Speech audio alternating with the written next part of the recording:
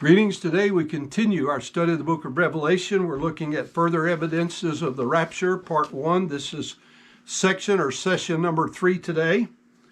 We left off looking at the concept that John described as a halo or a rainbow encircling the throne in heaven. Now, after much study, I find no New Testament Greek usage of the concept of a circle as a noun. Thus, the concept of circular is added by modifiers, as it happens in this case and every other. Literally, he says, a rainbow encircling the throne. Whether that is horizontally or vertically is not specified in the text. More probably, its appearance was spherical, as we're accustomed to understanding a rainbow when we see one. I recently saw of a rainbow from space where it was a complete circle and not the half of the bow as we normally see from our perspective.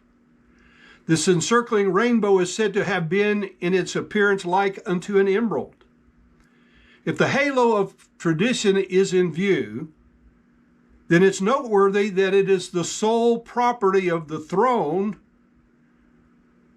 more particularly of the enthroned one, and no one else.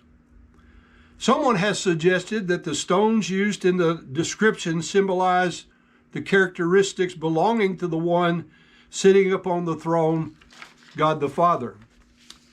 I personally find it intriguing that the three colors which John mentions are the three primary colors, yellow, green, and red, from which the entire rainbow is comprised in their varied combinations. Further, the fact that the throne was placed in the middle of the four living creatures, the seven torches, the glassy sea, and the 24 elders is indisputable. Now, we'll revisit these things with greater attention in later messages, but we must mention them now to establish the prominence of the throne. The 24 elders are seated upon thrones, which is the fulfillment of the promise of Revelation 3:21. To him that overcometh, I will grant to sit with me in my throne, even as I also overcame and am set down with my Father in his throne. Also, when you consider these 24 elders are dressed in white robes, which is the fulfillment of the promise of Revelation 3:4.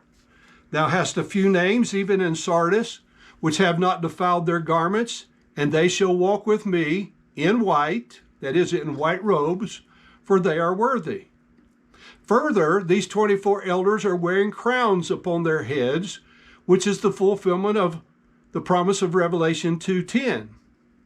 Fear none of those things which thou shalt suffer. Behold, the devil shall cast some of you into prison, that you may be tried, and you shall have tribulation 10 days. Be thou faithful unto death, and I will give thee a crown of life. Now, the word used for the crown here refers to the victor's crown.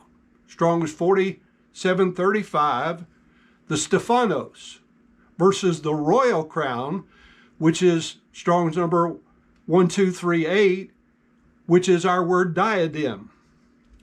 However, for these elders to be in these positions and in possessions of these promised things, the thrones, the robes, the crowns, necessitates that the Bema Seat judgment has already occurred. The same principle of Bema in Scripture is that raptured ones stand before the Bema, and positions are assigned to them in correlation to their faithfulness in service in their temporal lives. Therefore, all of these facts give further evidence that the rapture has taken place in the scene which John is viewing in heaven.